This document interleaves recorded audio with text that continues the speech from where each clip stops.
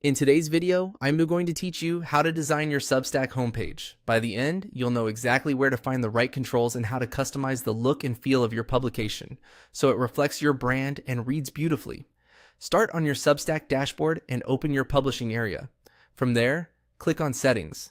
This is where all the site level controls live. In the Settings menu, choose Website. You'll see options related to how your publication appears to readers. Now click Edit Theme. This opens the visual editor where you'll make style changes with a live preview alongside. Inside the editor, switch to the profile section.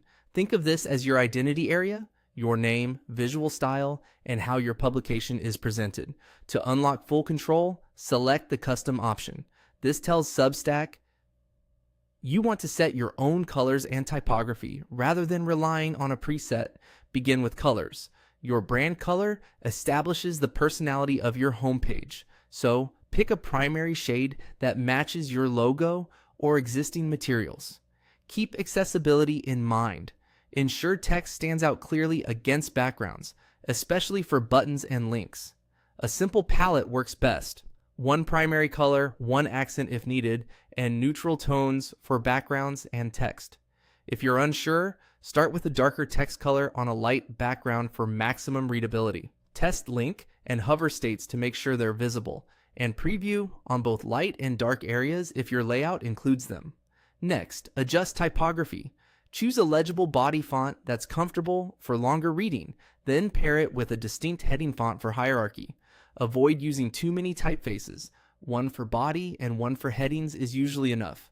Check sizes, weight, and spacing so headlines are clearly differentiated without overwhelming the page. If you publish frequently on mobile, glance at the preview to confirm lines don't feel cramped and that paragraphs breathe. Open the header section to shape the top of your homepage.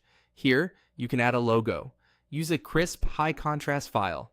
PNG or SVG tends to look best, and upload at a resolution that stays sharp without being oversized. Keep transparent backgrounds where appropriate, so the logo blends cleanly with your chosen colors.